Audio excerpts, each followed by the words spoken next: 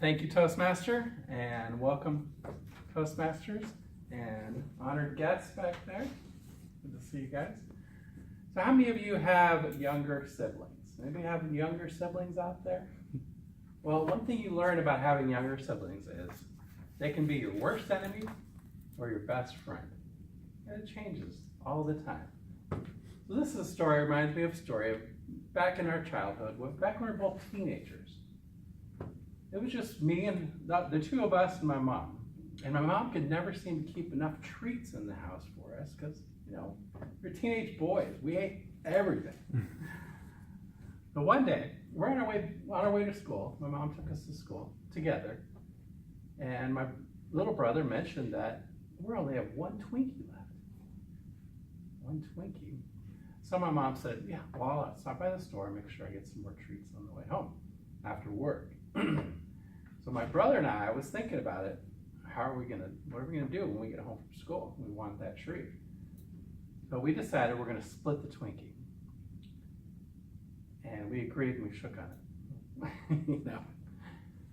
And we got back from school and came into the house, and the first thing we were both thinking about is that Twinkie.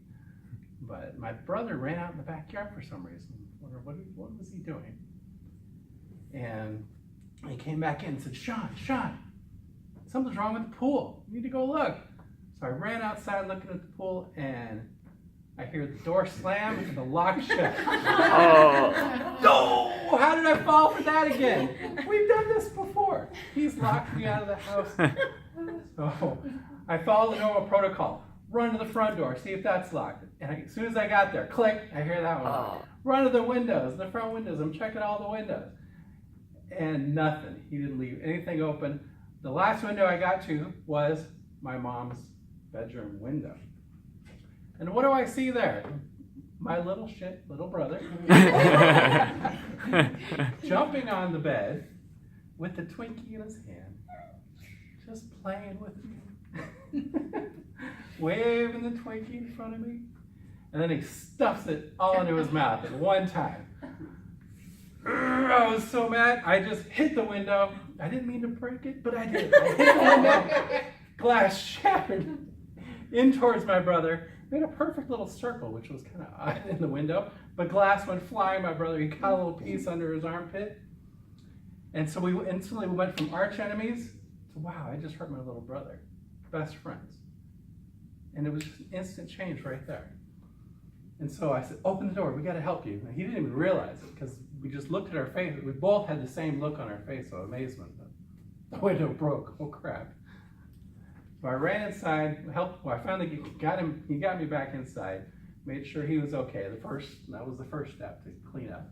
And so now we became best friends and accomplices. Because now I need to get this by mom. Uh-oh. So the first thing was get him cleaned up. Second step was get all the glass picked up. Oh, it was on our bed. It was crazy. It was in our bedroom. And once we did that, we decided that we're going to try to cover it up. We're going to call the window guy.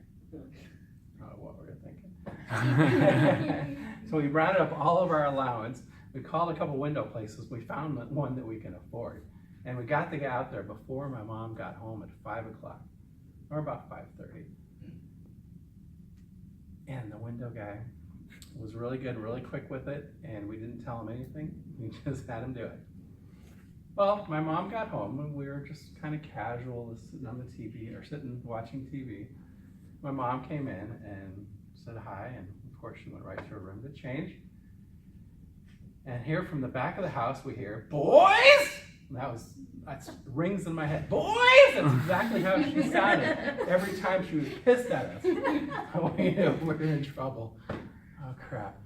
So we walked to her bedroom, my brother and I, looked at my mom, and she had a piece of glass in her hand. God dang it, we thought we got it all. And she said, "I found a piece of glass on the windowsill. You guys know about this?" "No." "Nope." "Nope." I'm sure she heard that many times. "Nope." Trying to play dumb. New boys, you know. And then she said, "Well, answer me this. Why is this window brand new and clean, and this window filthy dirty. And my brother and I looked at each other, another, no. We didn't even think about that. We just thought it would look good, you know, brand new window there. So at that point, my brother cracked. He always did. He's the baby. He started falling and blaming it on me. Shawn did it. So there we go from accomplices, best friends, to enemies again. Because now he's blaming me. I get grounded and yelled at. And he's, of course, showing her the cut and everything. So he gets all the sympathy and doesn't get grounded out of it. So that's the story of two brothers.